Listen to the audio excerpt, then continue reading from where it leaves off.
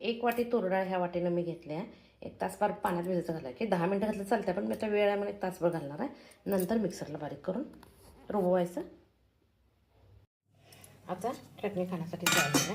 मसूर डाळीचा डोसा करायचा आहे. मसूर डाळीचा मिक्सरला बारीक करून घ्यायचा.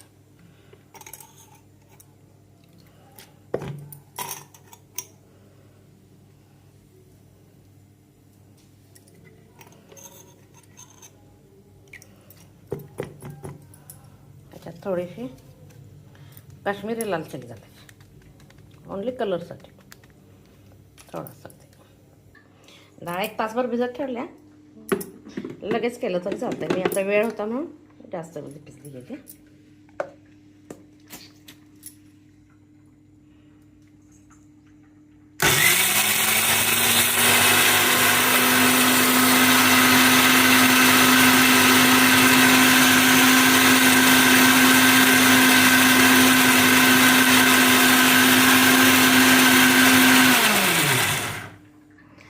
आता मसूरची डाळ बारीक नाईस झाल्या, त्याच्यातच थोडंसं मोठं मीठ घालून घ्यायचं. आणि 1 वाटी डाळ होती की नाही, 1 वाटी ज्वारीचं पीठ घालायचं. हे खाली घातलं तर चालतं, पण मिक्सरमध्ये घातलं की नाही काय होतं आहे, सगळं एकजीव होऊन येतं. एकदाच मिक्सरमध्ये घालायचं, बारीक करून.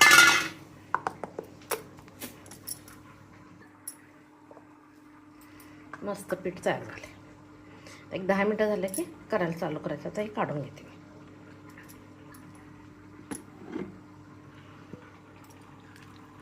म्हणजे काय तर ह्याच्यात एकदम बारीक रवा जरी घातला तरी चालतं.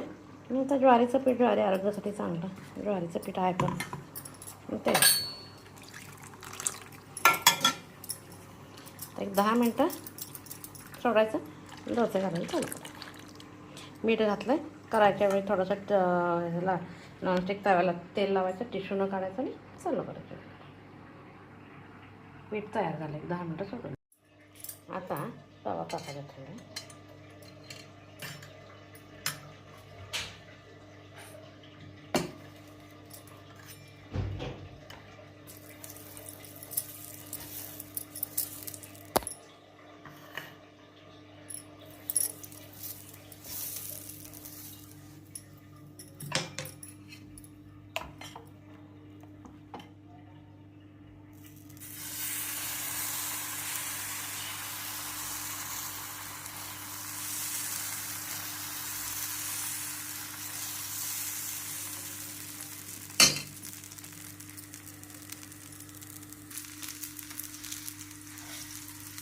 डोसा किती अलगद होतो.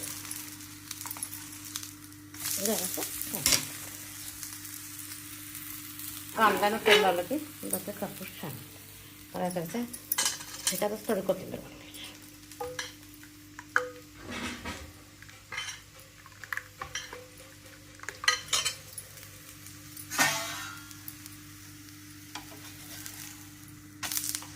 इन्स्टंट नाश्ता खाण्यासाठी तयार आहे.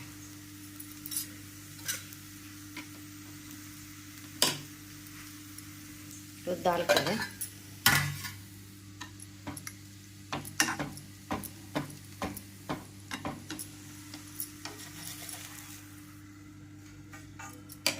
परत गॅस कमी करायचा. कांद्यानं लावायचा किंवा टिश्यू पेपरनं तेल लावून काढून घ्यायचं.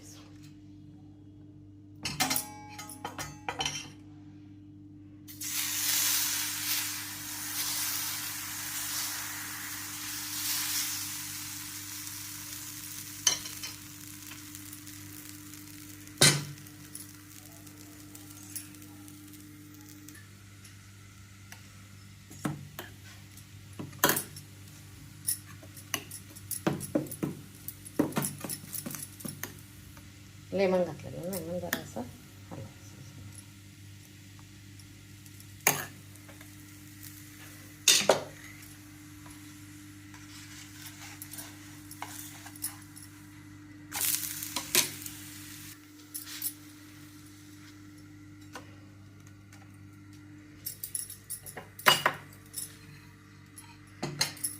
तर 2 डोसे तेल आले. आता काय तेल लावायचे.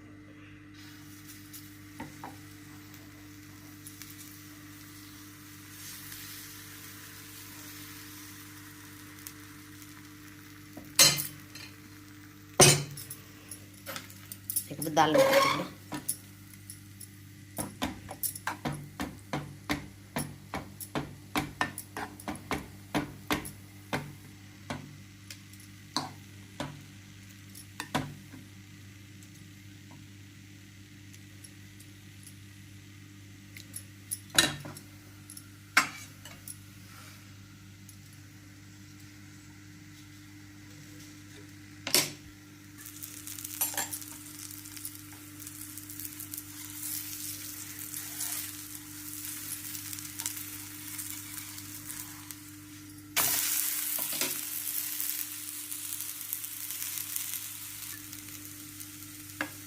मसूर डोसा खाण्यासाठी मस्त माझ्या पात्रात.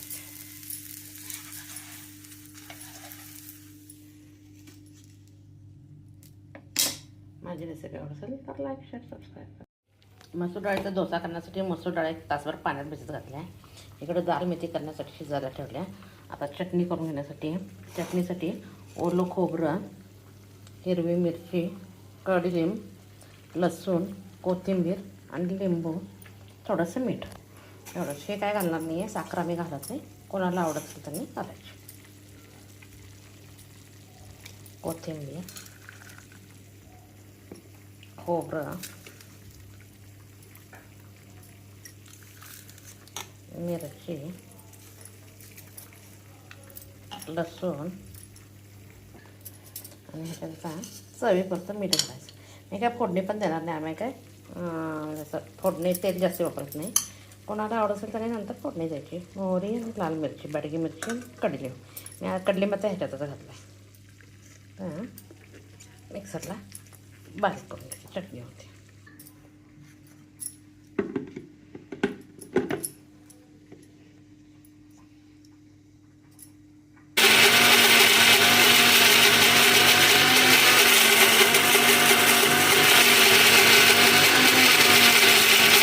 आता थोडंसं पहिल्यांदा तसंच ग्राइंड करून घ्यायचं. आता थोडंसं पाणी घालायचं. पाणी घालून पर्यंत करायचं नाहीच होत.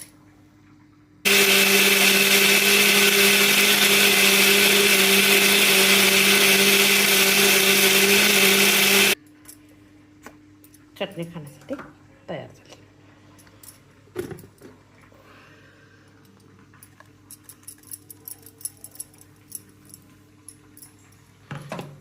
मसूर डाळीच्या डोस्यावर खाण्यासाठी चटणी तयार होते. मी काय त्यावर हे करत नाही.